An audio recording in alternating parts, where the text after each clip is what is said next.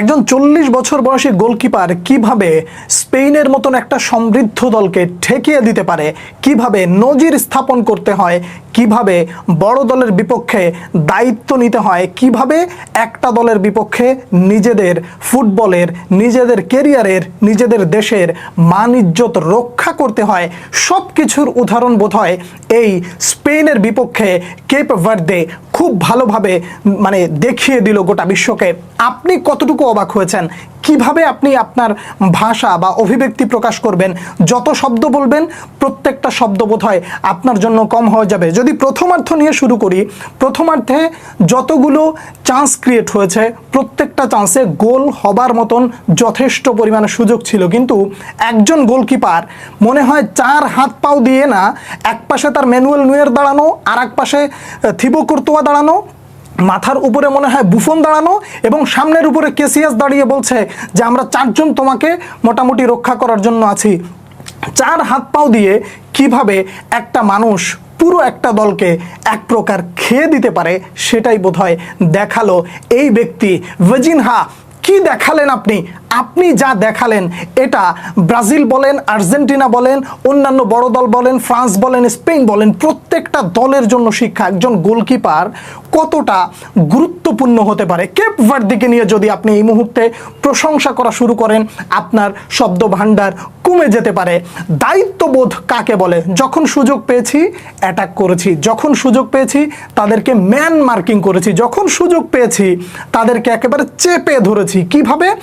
আমরা কোনো একজন প্লেয়ারকে যেতে দিব না, একেবারে পাই টু পাই হিসেব কষে তারা বোধহয় স্পেনের কাছ থেকে একেবারে এরকম গুরুত্বপূর্ণ একটা জায়গায় বিশ্বকাপের মঞ্চে তারা তাদের মানকে অনেক উপরে নিয়ে গেল। স্পেনের বিপক্ষে তারা যেই খেলাটা দিল, বিশ্বকাপে তারা কোন পর্যন্ত যাবে এটা আপনি আমি প্রেডিক্ট করতে পারি না, কিন্তু আজকে বোধহয় তারা দেখিয়ে দিল শুধু গোল দিয়েই খেলা জয় করা যায় না, মাঠের ফুটবলে গোল না খেয়েও জয় করা যায়। কেপ ভার্দে গোটা বিশ্বকে বোধহয় এই বার্তাটাই দিলেন যে গোল দিতে পারি আর না পারি, অন্তত পক্ষে গোল খাবো না, এবং আমরা আমাদের জন্য যা কিছু প্রয়োজন সব কিছু উজাড় করে দিয়ে এই জায়গা থেকে আমরা একটা অসামান্য জয় নিয়ে যেতে চাই। আপনি এইটাকে ড্র বলবেন, আমি এটাকে ড্র বলতে রাজি না, যে কারণে আমি এটাকে শুধুমাত্র জয়ই বললাম। এই ড্রটা জয়ের থেকেও বেশি কিছু। একটা স্পেনের স্পেন যে দল, এই দলটার মধ্যে কি নাই বলেন তো? প্রত্যেকটা জায়গায় সেরা সেরা খেলোয়াড়রা রয়েছে, বার্সেলোনার তারকা খেলোয়াড়রা সবাই এখানে উপস্থিত। দে লা ফুয়েন্তে বলেছিলেন যে আমার জন্য যা প্রয়োজন আমি তাদেরকে ডেকেছি, তিনি ডেকেছেন, যোগ্যদেরকেই জায়গা করে দিয়েছেন। ব্যালন ডিওর জয়ী রদ্রি মাঝ মাঠে দাঁড়িয়েছিলেন, চ্যাম্পিয়ন্স লিগ জয়ী ফ্যাবিয়ান রুইজ মাঝ মাঠে দাঁড়িয়েছিলেন, Dani Olmo, Pedri, Lamine Yamal, Ferran Torres, কে ছিল না গাভিদের মতন সুপারস্টারদেরকে একেবারে চোখে আঙুল দিয়ে দেখিয়ে দিল যে আমরাও তোমাদের চেয়ে কম যাই না। তোমরা অনেক নামি দামি ক্লাবে খেলতে পারো, তাতে আমাদের কিছু যায় আসে না, কিন্তু আমাদের বিপক্ষে যখন খেলতে আসবে আমরা সেটা একেবারে পাই টু পাই হিসেব কষে নেব। আসো তোমরা গোল দাও, আমরা কিভাবে ডিফেন্ড করতে পারি সেটাও আমরা দেখিয়ে দিতে পারি। একজন 40 বছর বয়সী গোলকিপারের কাছ থেকে এই ধরনের অতি মানবীয় সেভ আপনি সর্বশেষ কবে দেখেছিলেন? দেখুন, এত উত্তেজিত কেন হয়ে যাচ্ছে জানেন? এই সেভগুলো যদি থিবো কুর্তোয়া দিত আপনি কি রিয়াকশন দিতেন? ঠিক আছে, থিবো কুর্তোয়ার কাছ থেকে এরকম কিছু একটা হতেই পারে। যদি ম্যানুয়েল নুয়ের দিত আপনি বলতেন the wall, the number one, এত প্রশংসায় প্রশংসিত করতেন। কিন্তু একজন 40 বছর বয়সী গোলকিপার যখন করছে তখন আর নিজের কণ্ঠকে নিচু করতে পারছি না, ব্যালেন্স করতে পারছি না।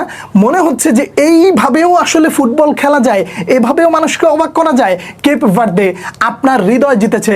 কেপ ভার্দে গোটা ফুটবল বিশ্বকে একটা মেসেজ দিয়েছে, তোমরা গোল দিতে পারলেও ডিফেন্ড যদি করতে না পারো তাহলে তোমরা ওয়ার্ল্ড কাপে কেন কোনো টুর্নামেন্টে টিকে থাকতে পারবে না। যদি তোমাদের ফুটবলকে জয় করতে হয়, মানুষের মনকে মানুষের হৃদয়ের মধ্যে যদি জায়গা করে নিতে হয়, তাহলে স্পেন কেন, এর চেয়েও যদি বড় দল আসে তাহলে তাদেরকে আমরা ঠেকিয়ে দিতে প্রস্তুত। What a match, what a brilliancy! প্রত্যেকটা জায়গায় নিজেদেরকে কিভাবে উজাড় করে দিতে হয় কেপ ভার্দে দেখালো। হ্যাটস অফ এই টিমটার খেলা।